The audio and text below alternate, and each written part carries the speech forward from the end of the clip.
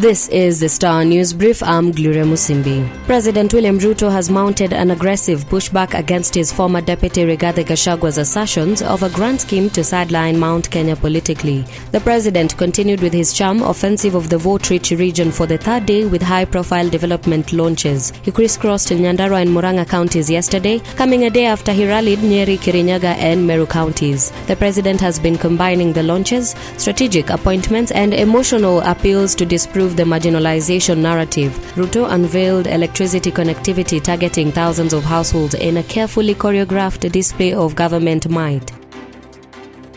Get a copy of The Star by subscribing to our e-paper for 40 shillings by logging on to www.mgazzetti.com.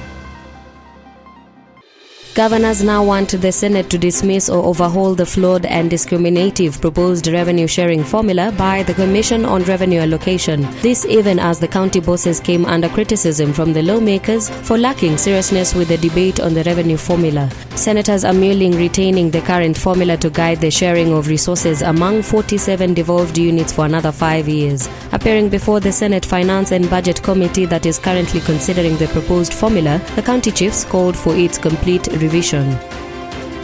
The government has linked the implementation of ETA to the rise in tourist numbers. Even as it emerged, the service provider pocketed 1.5 billion shillings for the system. The electronic travel authorization system is meant to conduct security screening before travelers arrive in the country. This followed a directive by President William Ruto to implement a visa-free regime effective January 1, 2024. The system being undertaken as pilot project was to give room for the localization of the ETA solution. The system was to ensure fair and sufficient services while at the same time guaranteeing security of the country.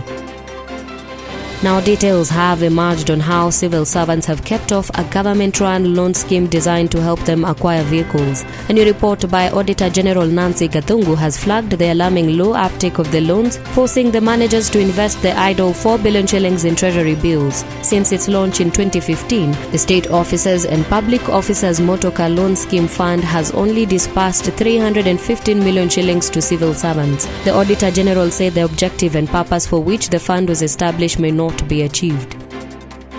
Human rights groups have raised red flag of a poor nutrition that has exposed many to poor health outcomes. In a report the more than 50 lobbies have sent to the UN, the lobbies say besides food inadequacy, the government has not done anything to encourage proper nutrition. The shadow report is prepared by the Right to Food Coalition Kenya.